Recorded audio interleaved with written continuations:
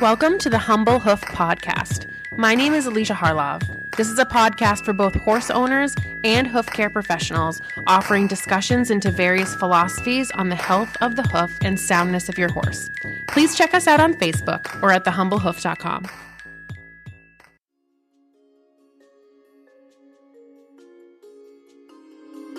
A special thank you to our wonderful sponsor, Cavallo.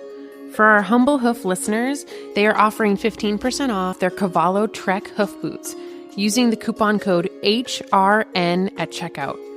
The Trek is the world's most popular and versatile hoof boot and Cavallo's toughest trail boot, while also doubling as an option for therapy or rehab. The front closure system makes it easily adaptable to various hoof shapes, and TPU upper design allows for maximum strength while minimizing weight for the comfort and ease of movement for your horse. These are recommended by vets and trainers and also loved as transport boots by barrel racers, show jumpers, dressage riders, and everyone in between. Again, for 15% off a pair of Treks, use the code HRN at checkout at cavallo-inc.com.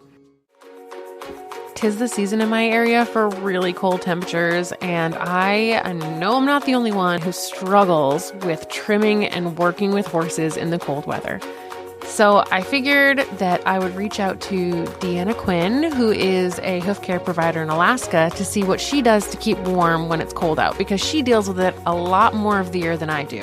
I know that not everybody deals with cold weather that listens to this podcast, but if you want to hear some of the hardships that we struggle with, you can tune in. All right, so why don't we start, and can you tell us a little bit about how you got into hoof care? Sure. So my own horse was just slightly off. Not that anybody else would notice it, but I did. And I was really started asking some questions, and there wasn't anything really wrong to pinpoint, but a farrier friend had I was chatting with her, and she kind of pointed out like mapping and breakover. And I was like, wait a minute, this is quantifiable. Where do I sign up? And within probably 6 months, I had given my notice and gone to farrier school at ELPO. And here I am 5 years later. Oh, wow, that's awesome. And so you're in Alaska? Yes, I'm in Palmer, Alaska, and I have clients that range as far as Wasilla and also Anchorage. So within an hour's travel at least. Okay. Wow. Yeah. I've never been to Alaska, but I've heard that obviously, it's a very cold area, right? Is it cold all year? No, pretty much April through September is pretty tolerable. And then it starts getting cold.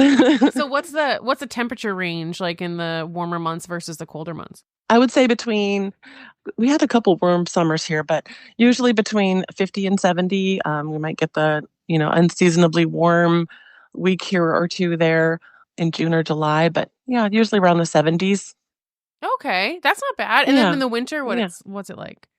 Oh, okay. So that can range from, and we've had a really odd year this year. We had more like 30s and 20s than usual for this time of year. We've had very little snowfall for this time of year. But this time of year right now, January, we're heading into January and February are typically very cold. We have a lot of windstorms typically.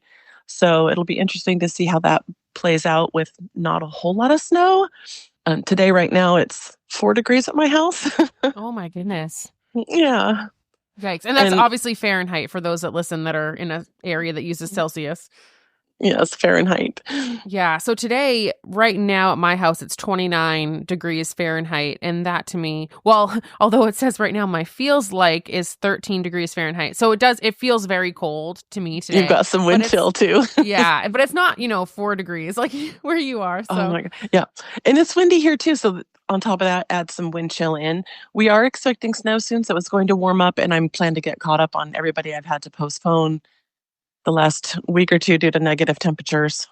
Yeah. So that's something I want to talk about, because I will, I honestly can't stand the heat more than the cold. Typically I can find I'm the same. I can find I can layer, clothing and add, hand warmers or toe warmers or whatever. But in the summer, it's like, it can be just so miserable trimming in the heat.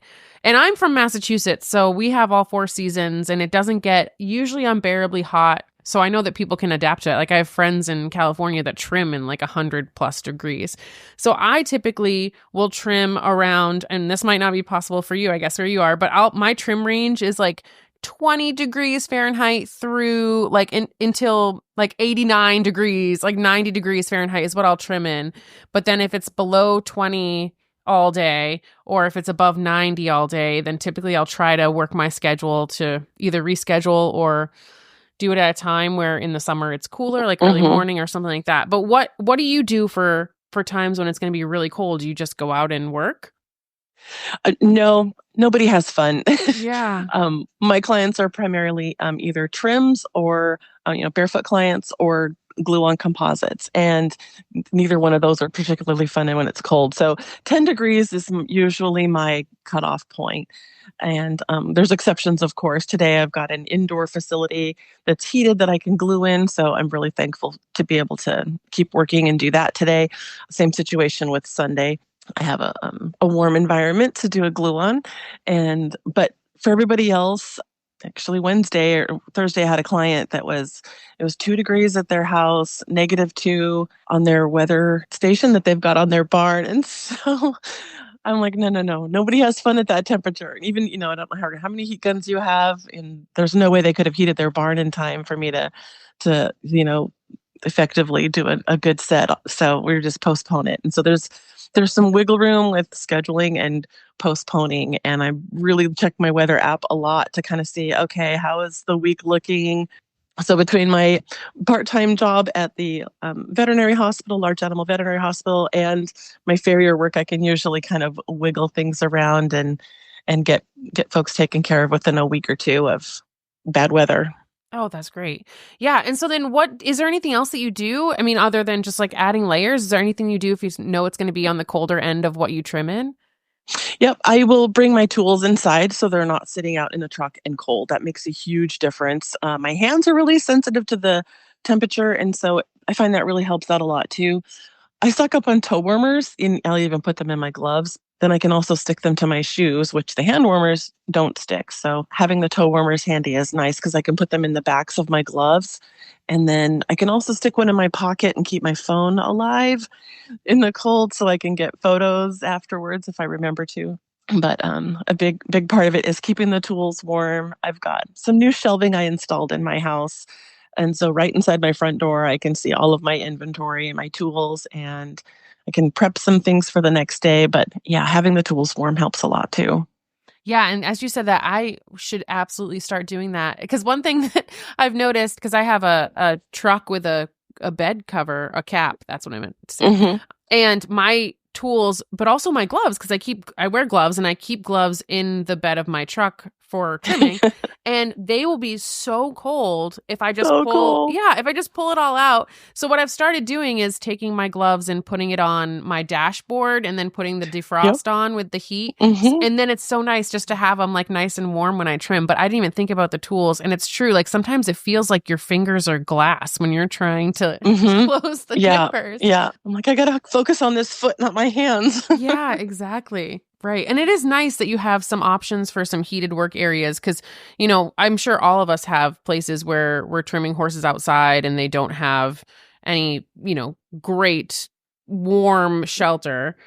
Yeah, and the horses don't like it, and the people usually don't typically like it either, and we're all happier if it happens during warmer weather. Yeah, exactly. And that's the other thing is that normally, like, once I get moving and once I get going, I can warm up a bit, but the owner has to stand there in the freezing cold, and sometimes I'll hear their teeth chattering, and I'm like, I'm so sorry. I know that I'm not as cold as you are right now because you're just standing there holding a horse.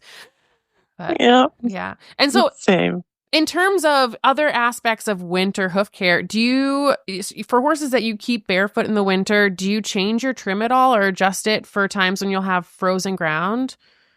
Yep, I'll usually make sure there's plenty of clearance so that they're not going to get bruised on frozen poops that happen, almost instantaneously. The environment can really cause some bruising on the feet. So either that or, set the client up, get them going with some boots so that they can add some protection. But that's a big commitment too. You got to come out here every day, switch the boots around. And so it's kind of a toss up between, okay, are we going to just go the barefoot route and, leave a little bit of clearance, or go for the boots? So, Yeah, exactly. Yeah, I do the same thing in terms of having boots on the ready, and then I put like quick studs in the bottom if I'm worried about mhm. ice. But I think what you were talking about with your climate recently is kind of what we get, or what's become normal around here, is that we'll have a little bit of a mud season in the fall, and then if we don't get snow cover, the frozen ground can be really like sharper than rock. I mean, it can feel harder than rock. And so it Absolutely. seems like it's harder for the horses to move on than even just like gravel, you know? I agree. I completely agree. Especially with, okay, so that previous season was muddy. And so then now you've maybe got a caudal foot that's not as healthy as it should be, or there's some thrush going on, or, something that didn't quite get addressed through the summer. And then it's exacerbated by the mud. And then now that compromised foot is on the worst footing possible, the frozen ground. Yeah, exactly. And that's why I want some owners to have boots ready if they don't have horses that are in some kind of, shoe setup, because that is where I find them just moving so uncomfortably on the frozen rutted ground, and they have nowhere else they can go. And a lot of times it needs to be a boot setup. Like I'll use the cloud boots, or even like a cavallo boot where it has a firmer sole and it's a true like rehab boot. So they have that clearance off the ground. But Oh, nice. that can be tough. Yeah. And in terms of trim, when you're talking about clearance, I have noticed that too. I have had to leave a little bit more wall on a handful of horses that I do to keep them comfortable. And what I've noticed is that the hard part is leaving more wall keeps them more comfortable. But then I have sometimes where that wall will chip if the owner hasn't been diligent about diet, or if, the horse has some metabolic issues, they just don't have a strong wall. It's a thin line. It's a very thin line. Yeah, exactly. And that's where, I try to go for function over over appearance, because I can't cripple the horses just to, relieve like a Mhm. little, superficial chip. But something else Yeah. that I've found that helps, as long as like I'll leave a little bit more bar for traction, as long as the bar isn't like laid over or ending up to, spread Cause out. an abscess. Right. As long as it's not like crazy weight bearing, I'll tend to leave a little bit more height to them. I don't know if you've ever seen that help with traction in the winter. Excellent. Yep. Sometimes it does. And I'll leave some ratty frogs out there too to, just give them as much support as possible in a Oh, bad yeah. environment. Hmm. Yeah. And I talked to somebody, or I talked to Matthew Jackson and Robbie Richardson and Mark Johnson, were 3 UK farriers that I had on the podcast a few years ago. And one thing that Matthew had said, I think it was how he leaves the frog. And that seems to help so much with comfort, especially by the apex of the frog. And I've trialed doing that more when the ground is hard or frozen. And I have seen a difference in comfort. And I will, try to clean up the central sulcus on most frogs to make sure it doesn't trap the thrush. Yes. I like to make sure they've got the breakover so there's not like, if they have to be like a cat or be careful on the ice, that their toe's not going to get in the way of them, moving either.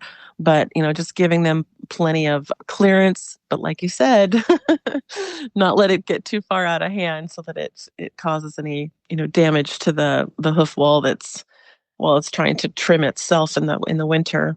Yeah, I know. And it's hard because those horses that we're rehabbing often have poor wall quality because they're just, Hmm. going through all the rehab steps and the new growth hasn't hit the ground yet. So, Yep. yeah. So, Yep. Those ones can be a little tricky. yeah. And so in terms of your like glue on setups, and obviously you talked about making sure that the glue is warm enough. What else do you adjust for that kind of stuff in this weather? For that kind of stuff, I'll pack up my glue stuff in the morning. I'll put it in an insulated bag, and that bag has a heating pad in it.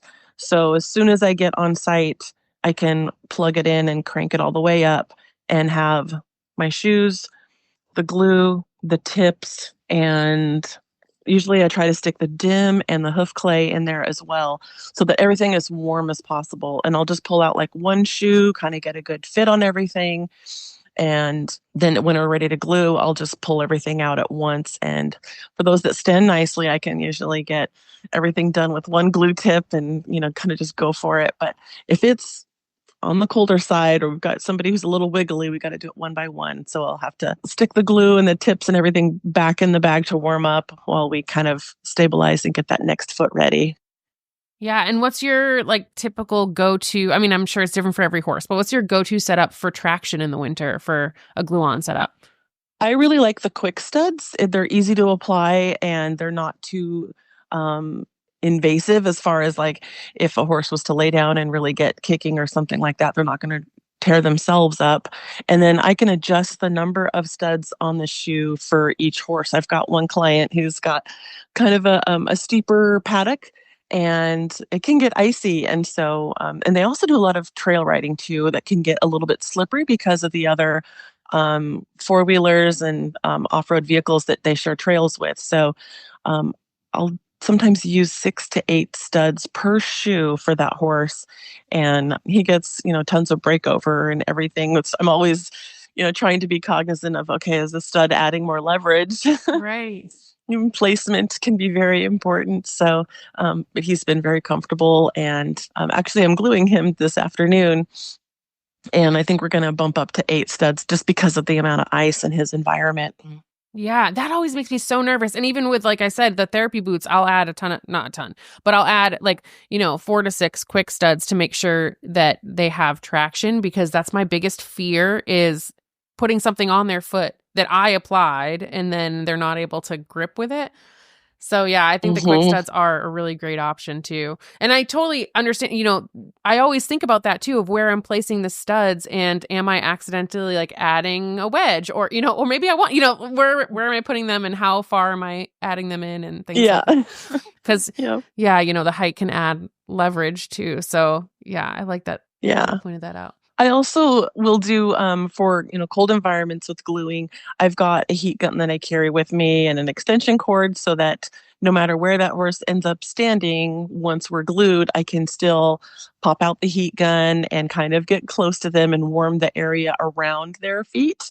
That was a little tip I picked up from you early on, and that seems to really help the glue cure and kind of get a good stabilization on the set before they get going. Yeah. I really love that Epona has the shoe options that have the carbide tips. So I used to do a lot of those in winter when I had a lot of horses in glue-ons. It's tough because it's the direct glue and you have to hold the foot up for, X amount of minutes. Yes. And, like you were saying, the glue just takes so much longer when it's cold to set, even with the fast set. And so like you said, I would bust out the heat gun and just constantly move it and try to get the glue to just, set a little bit faster to give the horse some relief. Yeah, it makes a big difference. We had one that wasn't setting up last week, and so we had to pull the heat gun out, and it only held for a couple weeks. That's when I got our reset on Sunday, but it's kind of an unusual situation, so we'll get her taken care of.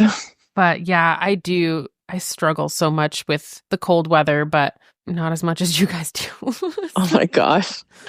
A wiggly horse in cold weather. And then if your stand is slipping to you, I've thought about putting traction on my stand, but there's environments where it needs to not damage the floor. That's very, very, very important.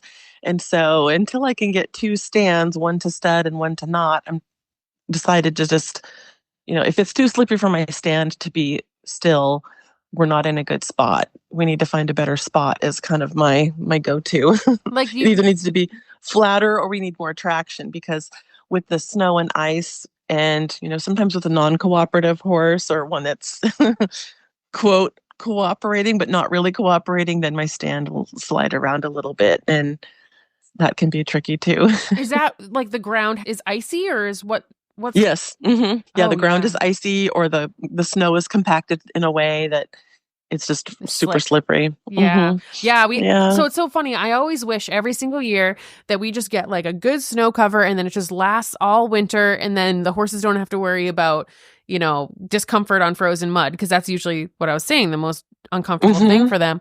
But then last year we did have a good long streak where it wasn't a ton of snow, but we had some snow and it didn't, it stayed frozen and it didn't melt, but then it compacted down. And I swear that was just like, it was so scary because then it was like slippery.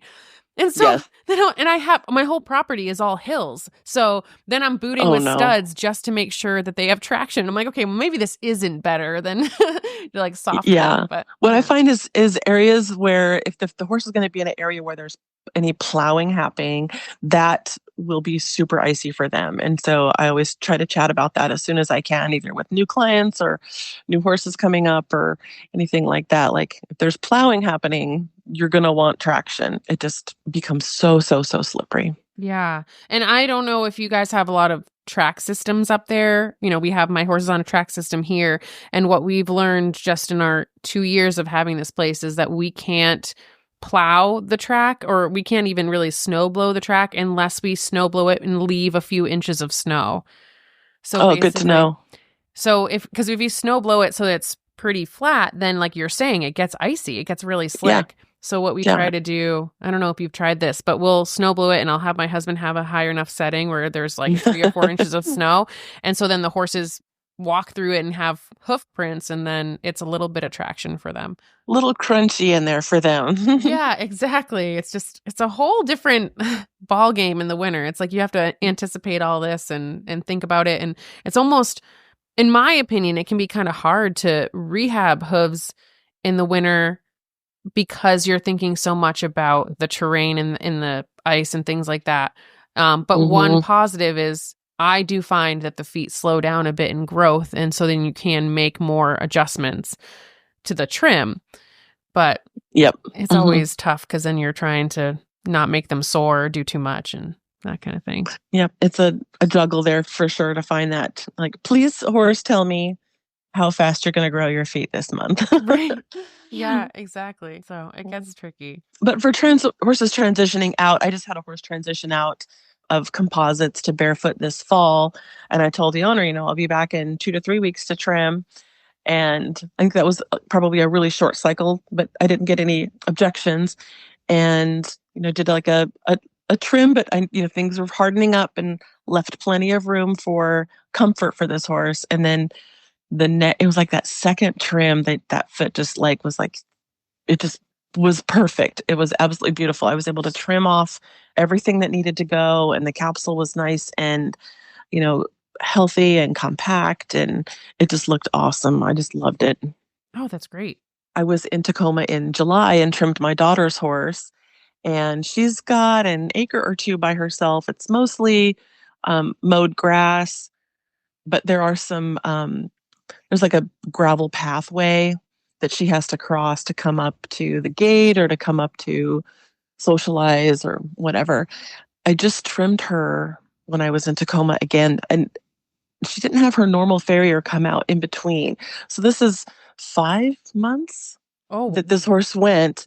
I did not even need nippers or anything. She wore her foot so beautifully, and she lands laterally, so she had some distortion to take care of and balance to correct. But I was like, oh my goodness, this foot looks amazing.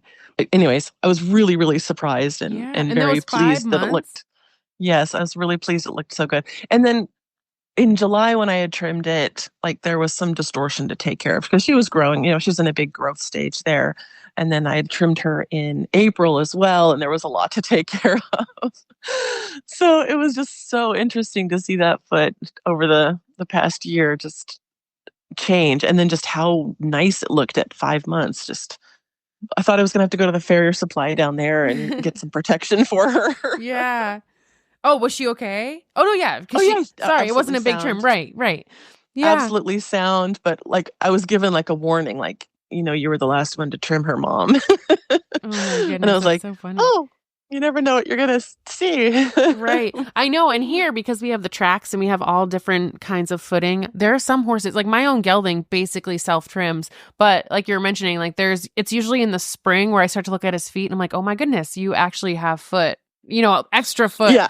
Whereas the rest of the year, he just does a really nice job moving over the different terrain. And I do think that the snow can be pretty abrasive too.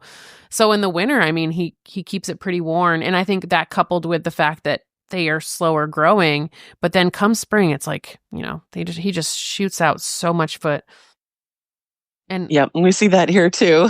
yeah. And I know that there's probably some more scientific way to explain it or what is going on. I don't know. But I tend to think that maybe they slow down their growth in the winter because their body is, conserving energy to keep themselves warm. But then I see people say that horses slow growth in winter when they're in Florida and it's 70. So what do I know? But yeah. I also wonder, is it conservation of the body that's causing it? The light, is a big, huge factor here, and so sometimes I attribute it to that. But that's true too. Yeah, I know. Maybe it's just the opposite growth of the winter coat. If the body's sending nutrients to a winter coat, and that's light related, like you were saying. And then obviously there are horses in Florida. I was just down there and there are plenty of clipped horses, so they must grow some coat in the winter. Yeah. We have all the different weather, so we see it all, and we definitely have the big thick winter coats up here. Yeah. I mean, do you have any last minute tips or anything for owners or trimmers that you would want them to kind of focus on or think about in cold weather that might help them? Or a good place to stand that's not slippery, that's flat. I love that. Just being ready for it. There's times when a younger client, had a big old coat on, but no hat or gloves or anything. And that doesn't last very long. So, there's some switch off there with family members to get her horse done. So just come out with, all geared up and ready for it. And then certainly the flexibility in the schedule really helps just to keep everybody safe and comfortable when it's too cold to move forward with an appointment. Yeah. And everyone's been really accommodating and very understanding and flexible about that too, because I don't think they want to stand outside at 2 degrees, and it's just not a good time to glue at 2 degrees. Yeah, no, that's that would be insane. I feel like it might not even set up at all. I can't imagine. We have done a horse at 8 degrees, but we had a barn. It wasn't heated, but it did protect us from the wind. And we had heat guns and everything going. And it was a situation where we had to protect the horse. And so it needed to happen, but not my typical situation at 8 degrees. But yeah, right. We could still do it. Yeah. Awesome. Well, thank you again so much. I really appreciate you being willing to chat with me. Thanks for having me, Alicia. And thanks for all you do. Oh, yeah, of course. Have a great rest of your day. You too. Thanks, Alicia. No problem. Bye-bye. Bye. I always say that I'm slightly more hoof obsessed than the average person, and chances are, if you're listening to a Hoofcare podcast, you are too. So we should probably be friends. Feel free to find me on Facebook or email me at thehumblehoof@gmail.com.